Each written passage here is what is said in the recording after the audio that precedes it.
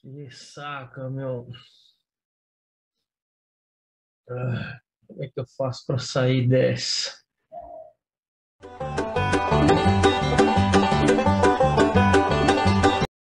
Olá, caros amigas e amigos do Zebu. Pegue sua cerveja, pegue sua Coca-Cola, pegue seu suco de groselha, porque agora está começando aquele programa que, como vocês já sabem, tem o nome 10 minutos de Rebu, mas quase nunca tem 10 minutos de duração. E hoje a gente vai falar aqui, trazer para vocês uma lista de alguns livros para sair da famigerada ressaca literária, né? Ressaca literária, aí, para quem não conhece, é um termo bastante utilizado nas redes sociais, né? E nos canais literários aí do YouTube, que se refere ao termo ou à ideia da pessoa que ela leu um livro muito bom, né? Ela leu um livro muito bacana e depois não consegue se encontrar em outra leitura aí, né? Ler um livro muito impactante, ou até mesmo, por algum motivo pessoal, perdeu aí o ritmo de leitura e não está conseguindo voltar a ler por nada nessa vida, né? E aí eu vou fazer aqui, trazer uma lista de alguns livros que a gente já falou aqui no canal, tem inclusive até alguns livros que tem review e cerveja sobre o livro, e eu vou começar aqui então, né, para que caso você não queira ver esse vídeo até o final, eu vou começar aqui com os livros que a gente ainda não mencionou, tá?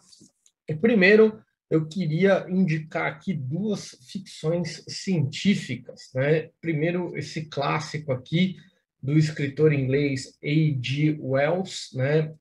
A Máquina do Tempo, certo? É um livro bem bacana. Essa edição, né, da Suma, ela é uma edição muito bonita, cheia de ilustrações bem interessantes, né? E é uma história que é facinho de ler, ela não tem um enredo muito complicado, ela não tem um enredo muito complexo, certo? E ainda ela vem com, no final, né, uma nota, né, ou melhor, um texto, né, que foi um epílogo escrito pelo próprio, não, um epílogo não, um apêndice de um prefácio escrito em 1931 pelo próprio H.G. Wells, comentando o livro aí que ele escreveu, né? Então, A Máquina do Tempo é um livro bem legal, é um livro bem interessante, vale a pena aí tentar sair da ressaca literária com A Máquina do Tempo, né? Outro livro aqui que é muito bacana, que também é uma ficção científica,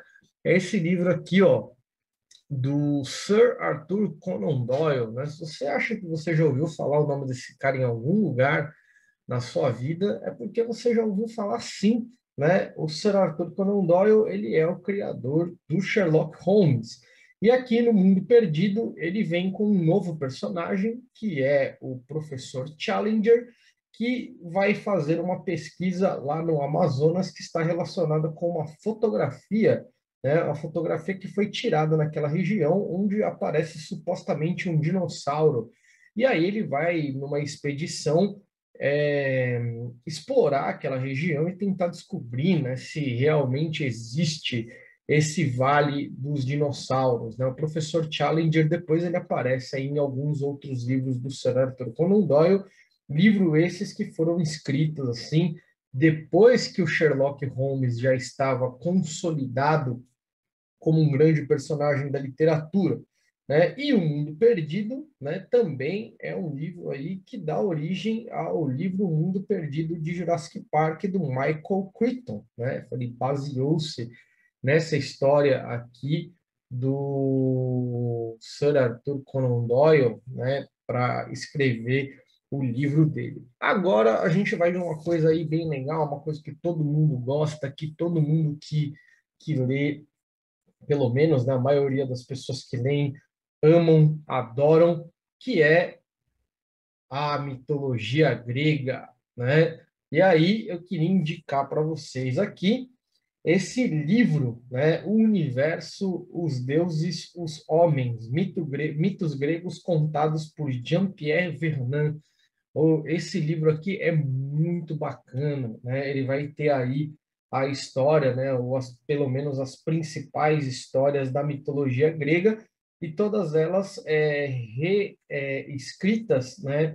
É, e até mesmo com uma certa análise também desses mitos aí por esse cara aqui, né? É, que é formado, né, em filosofia, o Jean-Pierre Vernant, né? Esse livro aqui é muito legal, muito bacana, certo?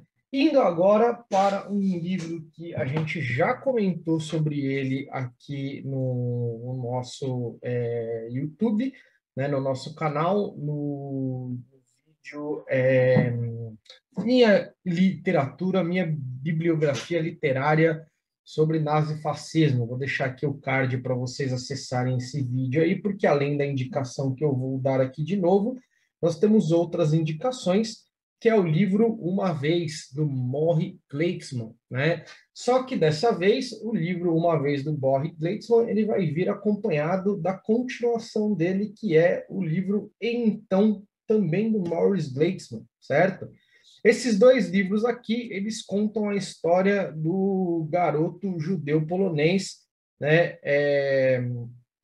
Felix Salinger, que foi abandonado, foi deixado, né, abandonado não, acho que a palavra abandonado não pega, que foi deixado, né, no, no, no campo, no orfanato pelos seus pais, que foram levados pelos nazistas. Ele vai contar aqui Uma Vez a história do Félix, primeiro indo, né, em busca dos seus pais, até ele descobrir, obviamente, que os pais dele desapareceram, né? Ele não sabe se eles estão vivos ou não, mas ele já acredita, né, que seus pais morreram. E o Então, né, narra a continuidade, né, do Uma Vez, onde agora, né, o, o Félix, não mais em fuga, encontra aí uma família a qual ele vai, né, ser ali acolhido, né, e ser seguro, pelo menos por enquanto, dos nazistas, né? Ambas as histórias aí, de Uma Vez e do Então, ela se passa em 1942, que é uns anos aí antes da Segunda Guerra Mundial terminar. Então, o nosso amigo Félix, ele começa a história dele de uma maneira insegura, né, e termina ela também, né, sem segurança nenhuma, porque o nazismo ainda não foi derrotado. E por fim, né, um livro aqui que a gente fez um programa dele no Rebu e Cerveja, né, um programa aí de meia hora de duração, só por conta desse livro. Também vou deixar o card aí, que é Meninos da Rua Paulo, né? Meninos da Rua Paulo é um livro bastante interessante. Ele conta a história aí de um grupo chamado Sociedade do Betume, né, um clubinho de garotos que luta, né, para manter aí a posse, né, de um terreno baldio contra um outro grupo de meninos chamado os Camisas Vermelhas, né? E aí esse grupo de garotos ele passa, né, o livro todo articulando, né, uma grande batalha aí que vai acontecer no final, onde os vencedores eles ficarão com esse terreno baldio. A história, do jeito que eu falei aqui na sinopse, ela parece um pouco boba, né, mas na verdade ela é uma história bastante complexa e cheia de detalhes aí interessantíssimos, inclusive sobre a própria vida na Hungria do começo do século XX. Bem, pessoal, essa foi a nossa lista aí, então, né? Espero que vocês consigam sair da ressaca literária com esses livros que eu indiquei e até o nosso próximo vídeo. Tchau!